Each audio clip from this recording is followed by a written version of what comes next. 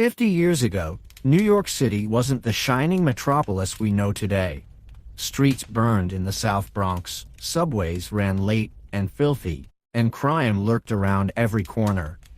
Yet amidst the chaos, music exploded, art thrived, and communities fought to survive. This was a city broken, dangerous, but alive. A city on the edge, and forever unforgettable. So let's start now. 50 years ago, New York City stood at a crossroads. The year was the early 1970s. The Vietnam War was still raging overseas. The civil rights movement had left lasting marks on American society, and the Watergate scandal was about to shake Washington. But here, in the country's largest city, a different struggle was unfolding. New York was not the shining global metropolis we recognize today.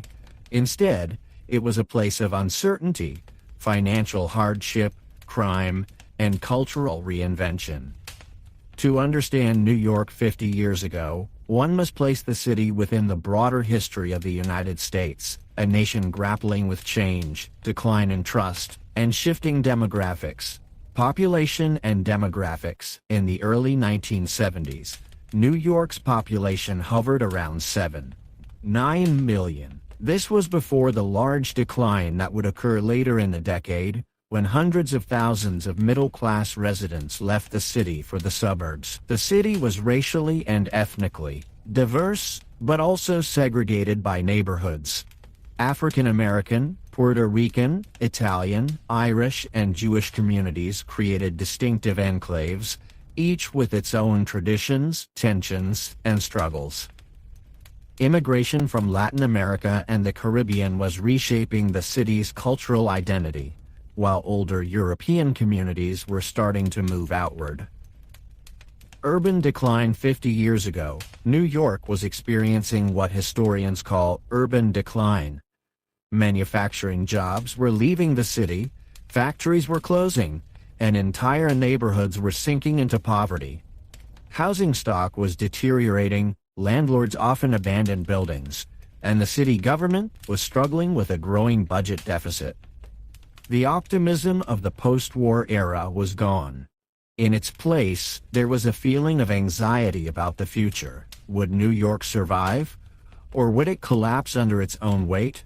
National context. It is important to note that the problems of New York in the 1970s were not unique. Many American cities, Detroit, Cleveland, Chicago, faced similar challenges. But because New York was the largest city in the nation, and the cultural capital of the world, its struggles carried symbolic weight. When people thought about urban America in decline, they often thought of New York. The stage for the decade. Thus, as the 1970s began, New York was already facing difficulties. Yet at the same time, the city remained a center of culture, art, finance, and media. The New York Times shaped national news. Broadway continued to attract tourists. Wall Street still commanded global attention. In this contradiction between decline and influence, we find the true story of New York 50 years ago. The economic crisis. By the early 1970s, New York City was in deep financial trouble. The city had built up a huge debt through years of borrowing to cover its operating expenses. For decades, New York had tried to maintain generous public services, schools, hospitals, transit, welfare, while its tax base was shrinking. Middle-class families were leaving for the suburbs, businesses were relocating, and property values in many neighborhoods were collapsing. This meant less money for the city, even as costs were going up. By 1975, New York faced a fiscal crisis so severe that newspapers across the world wondered whether the city would go bankrupt. The Daily News famously ran the headline, "Ford to City, Drop Dead," after President Gerald Ford initially refused to provide federal assistance. Decline of manufacturing. Manufacturing had once been the lifeblood of New York's economy. In the mid-20th century, Factories produced clothing, electronics, and machinery, employing hundreds of thousands of workers. But by the 1970s, these jobs were disappearing. Factories closed or moved to other states where wages were lower and land was cheaper. Some went overseas, beginning the era of globalization. Working-class communities, particularly in Brooklyn, Queens, and the Bronx, were left without stable employment. This contributed to rising poverty and urban decay. Wall Street and finance. Although the industrial base was collapsing, New York remained the nation's financial center. Wall Street in the 1970s was not the powerhouse of today, but it was still vital. The stock market had endured a difficult period, including a crash in 1973-74 that wiped out billions of dollars in wealth. Yet banks and investment firms in Manhattan retained their influence. Even in crisis, New York was where money moved. Public services and budget cuts. The fiscal crisis of 1975 forced the city to cut back dramatically on services. Police officers, firefighters, teachers, and sanitation workers were laid off. Class sizes in schools grew larger, garbage piled up in the streets, and crime rates rose even further. Hospitals closed or reduced staff. The crisis revealed how dependent New York had become on borrowed money and how fragile its finances truly were. For many residents, daily life in the city became harder, dirtier, and less safe. Unemployment and poverty. Unemployment in the city climbed sharply during the 1970s. In some neighborhoods of the South Bronx or central Brooklyn, the jobless rate reached crisis levels. Families that had once relied on steady factory work now depended on welfare or informal jobs. Poverty deepened racial and ethnic divisions, as minority communities often bore the brunt of economic decline. Abandoned buildings and burned-out blocks became symbols of the city's collapse. The informal economy. At the same time, an informal or underground economy grew. Street vending, unlicensed taxi services, and even illegal activities provided income for those shut out of formal employment. For some, this was a matter of survival. For others, it was an entry into a shadow economy that shaped daily life in the poorest neighborhoods. Long-term impact. The economic struggles of the 1970s left a deep scar on New York. They forced the city to rethink its finances, cut back on social programs, and rely more on private investment. In later decades, New York would recover and even thrive, but the memory of near bankruptcy remained a warning. Even the largest city in America could fail if it did not adapt. In the 1970s, New York City became almost synonymous with crime. Newspapers across the country described the city as dangerous, dirty, and on the verge of collapse. The statistics confirmed this perception. Violent crime rates rose sharply throughout the decade, and the city earned a reputation as one of the most unsafe places in America. Rising crime rates, homicides, robberies, burglaries, and assaults increased year after year.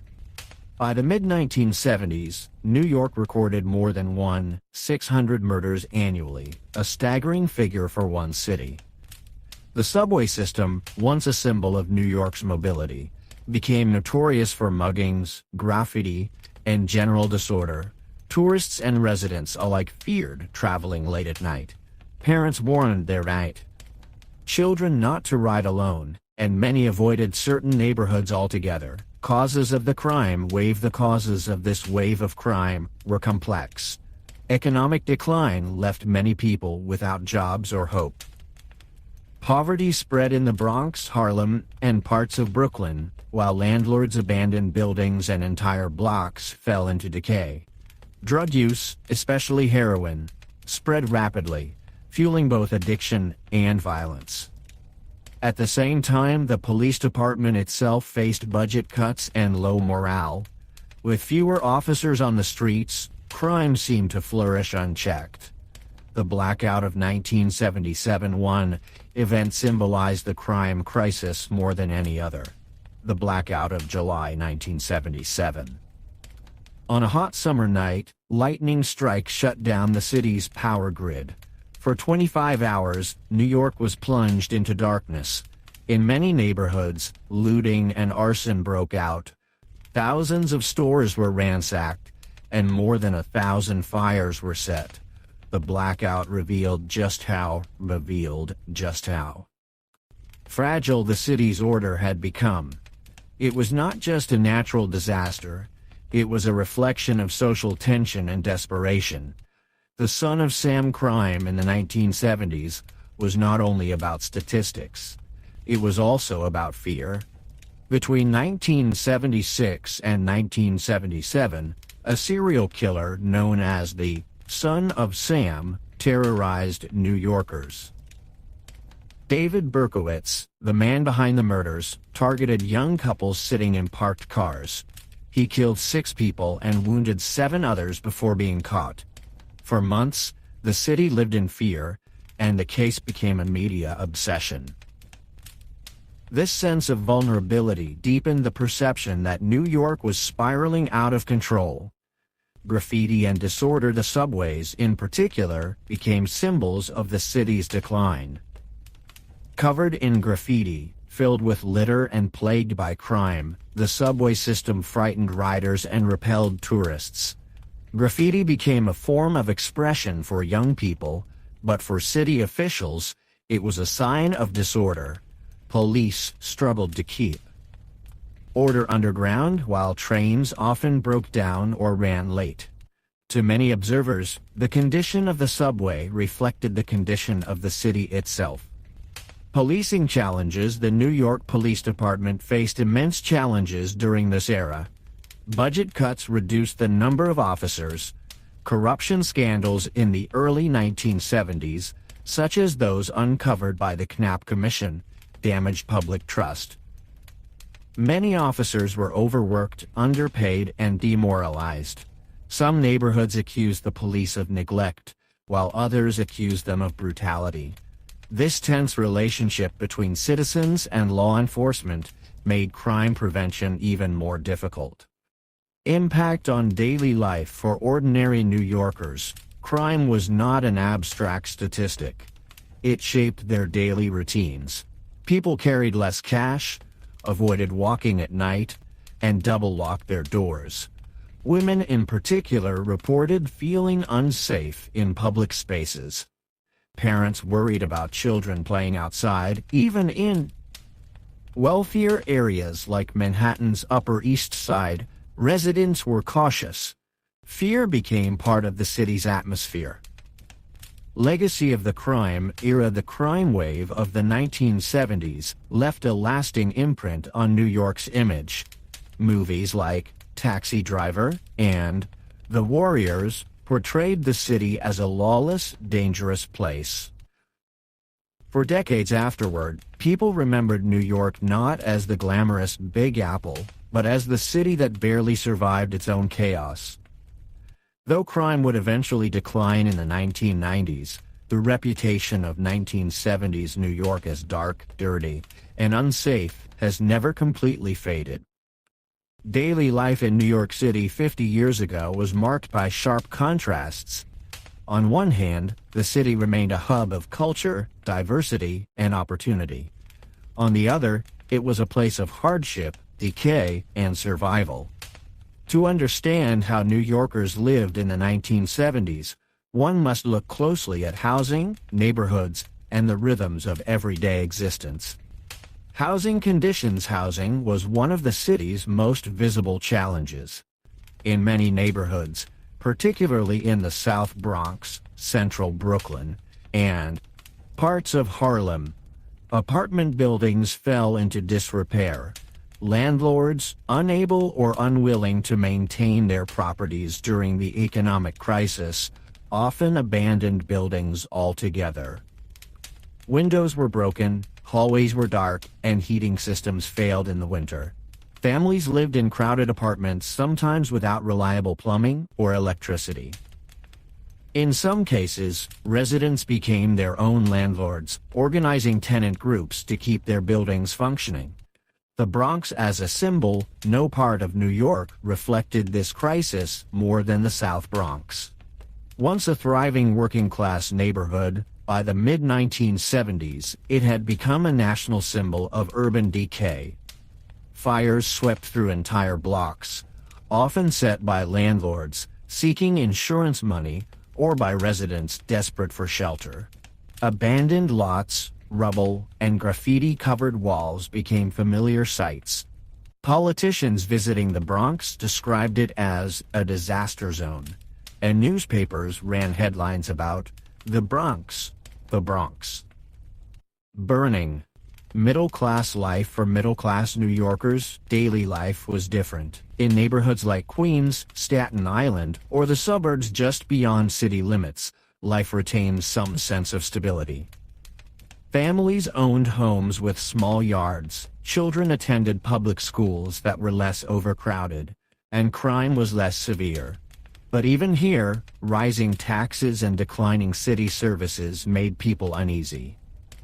Many middle-class families eventually chose to leave the city altogether, contributing to the population decline of the 1970s. Public housing. The city's public housing system, managed by the New York City Housing Authority, was another major element of life. Built in earlier decades to provide affordable housing for working families, these massive complexes had become home to some of the city's poorest residents. By the 1970s, many projects faced the same problems as the private housing market: broken elevators, vandalism, and crime. While some residents built strong communities, others felt trapped in dangerous, deteriorating conditions. Everyday struggles for many New Yorkers, everyday life required resilience. Commuting on the subway meant dealing with delays, graffiti, and occasional muggings. Shopping meant navigating neighborhoods where stores were closing and prices were rising due to inflation. Children grew up playing in streets with abandoned cars or vacant lots. Families budgeted carefully, as unemployment and rising costs made survival difficult. Community and resilience. Yet despite these hardships, communities adapted. Neighborhood organizations, block associations, and tenant groups formed to demand better services, organize cleanups, and create safer spaces. Local churches, cultural centers, and community groups provided social support. Street festivals, parades, and local traditions kept spirits alive. In many ways, it was in this era of decline that the strength of New York's neighborhoods truly showed. Social divisions. Daily life also reflected deep social divisions. Wealthy New Yorkers in Manhattan's elite neighborhoods lived very differently from poor families in the Bronx or Harlem. Racial segregation, though less formal than in earlier decades, remained a powerful force. Puerto Rican immigrants, African Americans, and working-class whites often lived in separate areas, attended different schools, and faced different opportunities. These divisions fueled tensions, but they also created unique cultural identities that shaped the city's future. The rhythm of the city. Despite everything, the rhythm of New York life continued. People went to work, children went to work, children went to school, families gathered in parks, and Broadway shows lit up Times Square. The city still pulsed with energy, even when struggling. Life in New York 50 years ago was hard, but it was also alive. The grit and determination of everyday people gave the city a kind of toughness that became legendary. While the economy declined and crime rose, New York City, in the 1970s, also became one of the most creative places on earth. Struggle often gives birth to art, and in this decade, culture thrived in unexpected ways. From music to theater to street art, the city was alive with experimentation and innovation. Broadway and Theater Broadway remained the center of American theater. Despite financial troubles, shows continued to attract both locals and tourists. Musicals like A Chorus Line debuted during this period, redefining the possibilities of storytelling on stage. Off-Broadway and experimental theaters also flourished, providing platforms for new voices and unconventional productions. Theater was not only entertainment, it was a reflection of the struggles and dreams of New Yorkers themselves. The rise of hip-hop, one of the most important cultural revolutions of the 1970s, began in the South Bronx. In community centers, schoolyards, and abandoned lots, young people, mostly African American and Puerto Rican, developed a new form of music and dance. DJs like Kool Herc began experimenting with breakbeats, extending drum sections of records to keep people dancing. MTS began to rhyme over these beats, and breakdancers performed acrobatic moves. What started as local block parties grew into hip-hop, a cultural movement that would eventually spread worldwide. Punk rock and downtown culture at the same time, another music revolution took place downtown. In small clubs like CBGB on the Bowery, bands like the Ramones, Television, and Talking Heads played raw, stripped-down rock. Punk music reflected frustration, rebellion, and a desire to break free from the excess of mainstream culture. It was loud, fast, and unapologetically urban. This underground scene attracted artists, musicians, and outsiders, creating a downtown culture that would shape global music and fashion, disco and nightlife, while hip-hop and punk grew from the streets. Disco dominated the clubs. By the mid-1970s, discos like Studio 54 became legendary. Celebrities, socialites, and ordinary New Yorkers gathered under flashing lights to dance to the sound of Donna Summer, the Bee Gees, and Gloria Gaynor. Disco culture was glamorous, inclusive, and extravagant. It provided an escape from the hardships of daily life, and for many, it was a chance to shine on the dance floor. Visual arts. In the visual arts, New York remained the global center. Artists like Andy Warhol, Jean-Michel Basquiat, and Keith Haring were beginning to redefine art with pop culture references, graffiti, and street-inspired works. Galleries in Soho displayed new forms of conceptual and performance art. Street art and graffiti, often dismissed as vandalism, became powerful forms of expression that captured the voice of marginalized youth. What was once seen as destruction would later be recognized as one of the most important art movements of the century. The 1000s and media. The 1970s were also a golden age for film in New York. Directors like Martin Scorsese used the city as both backdrop and character. Movies such as Taxi Driver, Mean Streets, and The Warriors portrayed New York as gritty, violent, and raw. These films captured the mood of the city, dark, dangerous, yet strangely compelling. Television also played a role. Shows set in New York reflected both the humor and hardship of city life. Cultural diversity. New York's cultural scene reflected its diversity. Puerto Rican festivals brought salsa music to the forefront. Jazz continued to thrive in clubs in Harlem and Greenwich Village. Dance companies like the Alvin Ailey American Dance Theater pushed boundaries with performances rooted in African American experience.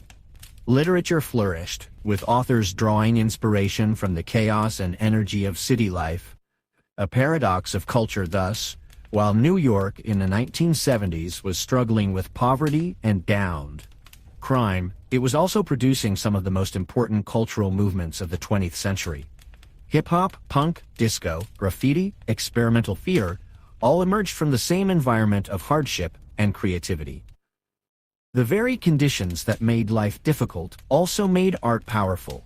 In this way, New York 50 years ago was both broken and brilliant, both collapsing and creating. Transportation has always been the lifeline of New York City, and 50 years ago, the subway, buses, bridges, and taxis shaped the daily rhythm of millions. But in the 1970s, the city's transportation system reflected the same problems of decline that affected housing, safety, and the economy. The subway system. The subway was the heart of New York's transit network, carrying millions of riders every day. Yet by the mid-1970s, it had become a symbol of decay. Trains were often late, dirty, and covered with graffiti from top to bottom. Cars smelled of smoke and garbage, windows were scratched, and air conditioning rarely worked. Mechanical breakdowns were common, leaving passengers stranded between stations. Safety was a constant concern. Muggings, pickpocketing, and assaults were frequent, especially late at night. Many commuters traveled in groups for protection, while tourists were warned to avoid the subway altogether after dark. Buses and surface. Travel buses also faced challenges. Like the subway, they suffered from the city's financial crisis. Routes were cut, maintenance was delayed, and many buses broke down on the streets. Traffic congestion made surface travel slow, and riders complained of unreliable service. For those without cars, the bus system was essential, but few considered it pleasant. Bridges and highways. New York's bridges and highways carried thousands of cars daily, but they too showed signs of strain. Maintenance was neglected, potholes grew, and traffic jams stretched for miles. The construction boom of earlier decades had given the city a vast road network, but by the 1970s, wear and tear became obvious. At the same time, environmentalists and neighborhood activists resisted new highway projects, arguing that they destroyed communities and polluted the air. The battles over transportation planning reflected broader debates about the city's future. Yellow cabs. Taxis remained an iconic part of New York life. Yellow cabs could be found across Manhattan, carrying businessmen, tourists, and locals alike. But even the taxi system had problems. Fares rose, competition increased, and many drivers complained of unsafe working conditions. Some avoided dangerous neighborhoods, leaving residents in outer boroughs with limited service. The 1970s transit crisis, the overall crisis of transportation, was linked to the city's fiscal collapse. With little money for investment, the Metropolitan Transportation Authority, MTA, struggled to maintain aging equipment. Strikes by transit workers added to the difficulties, occasionally shutting down service entirely. For ordinary New Yorkers, commuting became a daily test of patience and endurance. Impact on daily life. Transportation problems affected every aspect of life in New York. Workers faced long, unreliable commutes. Students risked unsafe conditions on their way to school. Businesses suffered as deliveries slowed and customers hesitated to travel. For many, the subway became a symbol of everything wrong with the city: chaotic, unreliable, and unsafe. A system in decline, yet essential, and yet, despite all these problems, the transportation system never stopped running. Millions still relied on it daily. Even at its worst, the subway carried more riders than the entire population of many American cities combined. New Yorkers complained, but they endured. The system was broken, but it was also indispensable. Looking ahead, the struggles of the 1970s eventually forced the city and state to invest more heavily in transit during the following decades. But in that moment, 50 years ago, New York's transportation system stood as both a warning and a necessity. A crumbling network that still managed to keep the city alive. Politics in New York City 50 years ago was dominated by crisis management. The 1970s forced city leaders to confront economic collapse, social unrest, and a loss of confidence in government. The decisions made during this era shaped the city's political culture for decades to come. Mayor John Lindsay, 1966-1973, as the decade began, New York was led by Mayor John V. Lindsay, a liberal Republican who later became a Democrat. Lindsay tried to govern with optimism, promoting racial harmony and urban reform, but his tenure was marked by strikes, fiscal challenges, and criticism from both the left and right. Snowstorms paralyzed the city, transit workers went on strike, and police officers protested against what they saw as his lack of support. Lindsay's attempts to modernize the city earned him admiration in some circles, but also deep resentment. By the early 1970s, many saw his administration as ineffective in dealing with New York's mounting problems. Mayor Abraham Beame, 1974, 1977. In 1974, Abraham Beame took office as the first Jewish mayor of New York City. A career accountant, Beame inherited a city already teetering on the edge of financial disaster. Under his administration, the fiscal crisis exploded. By 1975, New York was on the brink of bankruptcy, unable to pay its debts without outside help. Governor Hugh Carey of New York State stepped in, creating the Municipal Assistance Corporation and later the Emergency Financial Control Board to oversee the city's finances. Beame was criticized for failing to prevent the crisis, but in truth, the problems had been building for years. His legacy became tied to the near bankruptcy that shook the city to its core. President Gerald Ford and the federal response to the city's financial troubles drew national attention. When President Gerald Ford initially refused to provide a bailout, the Daily News published its famous headline, "Ford to City, Drop Dead, Though Ford." Eventually approved federal loans after pressure mounted, the phrase stuck, symbolizing the nation's perception of New York as a failing city that did not deserve sympathy. The episode deepened New Yorkers' sense of isolation and resentment toward Washington. The role of the state governor Hugh Carey played a crucial role in preventing total collapse. His leadership helped broker deals with labor unions, banks, and city officials. Workers agreed to wage freezes, banks bought city bonds, and the state imposed strict oversight. These measures were painful, leading to layoffs of teachers, firefighters, and police officers. But they kept the city afloat. The intervention demonstrated that New York could not solve its problems alone. It needed cooperation from state and national leaders. Mayor Ed Koch, 1978, 1989. By the end of the decade, a new leader emerged, Mayor Ed Koch. Taking office in 1978, Koch represented a shift in tone, blunt, outspoken, and tough. He promised to restore confidence in New York. Koch focused on fiscal discipline, political stability, and a renewed sense of civic pride. While many problems continued, his leadership helped mark the beginning of the city's gradual recovery in the 1980s. Public trust and political culture. The fiscal crisis and political turmoil of the 1970s damaged public trust. Many New Yorkers felt abandoned by their leaders. Corruption scandals further eroded confidence. Yet politics in this era also revealed the resilience of the city's institutions. Despite predictions of collapse, New York survived. Its political system, though battered, adapted to the crisis.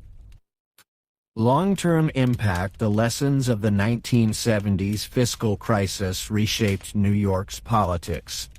Future leaders would be far more cautious about spending, borrowing, and budgeting. The crisis also shifted power away from local government towards state and federal authorities as well as private financial institutions. In many ways, it marked the end of an era of expansive city government and the beginning of a leaner, more market-driven approach. One of the most defining aspects of life in New York City, 50 years ago, was its transportation system, particularly the subway. By the early 1970s, the New York City subway was already one of the largest and most complex mass transit systems in the world. However, the experience of riding the subway back then was very different from what it is today. The system was heavily used, with millions of riders depending on it daily, but it was plagued with problems. Trains were often late, maintenance was poor, and graffiti covered nearly every surface, from station walls to train cars. This became one of the most iconic visuals of 1970s New York. The graffiti-covered subway trains were not just symbols of vandalism but also of a city struggling with identity, poverty, and youth culture. Subway crime was another issue. Many riders were afraid to use the subway late at night due to muggings, assaults, and robberies that were reported frequently. The system was perceived as unsafe, particularly after dark, and this reputation lasted well into the 1980s. Yet, despite all these challenges, the subway remained essential. For working-class New Yorkers, there was simply no other way to get around. Taxis were expensive, buses were slow, and driving was nearly impossible due to traffic and the lack of parking. The subway represented the lifeline of the city, connecting boroughs and communities. Above ground, traffic congestion was also becoming a major problem. The number of cars had grown significantly after World War II, and by the 1970s, streets were clogged with vehicles. Air pollution from cars and factories combined to make the city smoggy and dirty. The infrastructure itself was aging, and the fiscal crisis of the mid-1970s meant there was little money to fix it. Bridges, tunnels, and roads were deteriorating, adding to the frustrations of commuters. Another major transportation feature was the decline of the once glamorous railroads and the rise of air travel. Grand Central Terminal and Penn Station were still hubs of commuter traffic, but the golden age of train travel was long gone. Meanwhile, New York's airports, LaGuardia, JFK, and Newark, were growing busier as more people turned to airplanes for both business and leisure.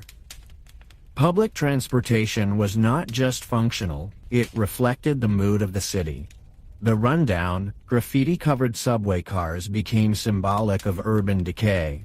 For tourists and outsiders, the subway was a sign that New York had lost control, while for residents, it was simply part of daily life. In hindsight, the state of the transportation system 50 years ago serves as both a warning and a snapshot of a city at its lowest point. Yet, even in its decline, the subway embodied the energy of New York, chaotic, diverse, and always moving. If there is one subject that dominates the memory of New York City 50 years ago, it is crime. By the early 1970s, the city had developed a reputation as one of the most dangerous urban centers in America. Rising crime rates were reported daily, and for many residents, crime was not an abstract statistic, but a lived reality. The homicide rate in the city doubled between the mid-1960s and the mid-1970s.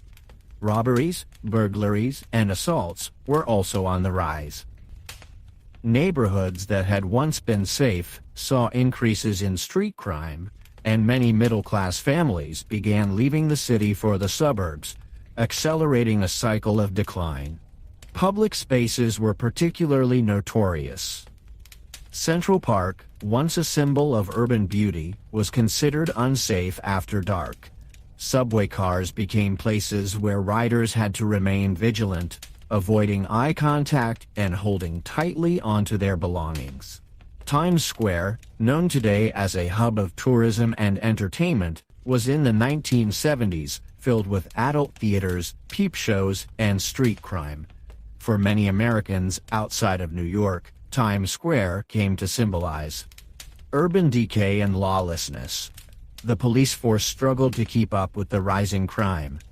Morale was low, Resources were limited, and corruption scandals damaged the department's reputation.